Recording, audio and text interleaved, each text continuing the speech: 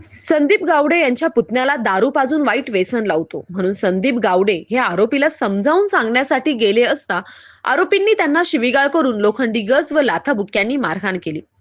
ही घटना राहुरी तालुक्यातील मल्हारवाडी येथे दिनांक 31 मार्च रोजी रात्रीच्या दरम्यान घडली. संदीप गणपत गावडे वय 48 वर्ष राहणार मल्हारवाडी तालुका राहुरी यांनी राहुरी पोलीस ठाण्यात दिलेल्या फिर्यादीत म्हटले आहे की संदीप गावडे यांचा पुतण्या रोहित दीपक गावडे हा भाऊसाहेब सहादू कोठुळे यांच्याकडे कामाला असून भाऊसाहेब कोठुळे हा त्याला दारू पाजतो व वाईट व्यसन लावतो. तसेच त्याला घरच्या लोकांविरोधात भडकावून देतो. दिनांक 31 मार्च 2026 रोजी रात्री 9 वाजेच्या सुमारास संदीप गावडे यांचा पुतण्या रोहित याला भाऊसाहेब कोठुळे याने दारू पाजली. त्यामुळे रोहित हा गाडीवरून पडला. त्यानंतर संदीप गावडे हे भाऊसाहेब कोठुळे याला समजावून सांगण्यासाठी त्याच्या घरासमोर गेले. तेव्हा आरोपींनी संदीप गावडे यांना शिवीगाळ करून लोखंडी गज व लाथाबुक्क्यांनी बेदम मारहाण केली.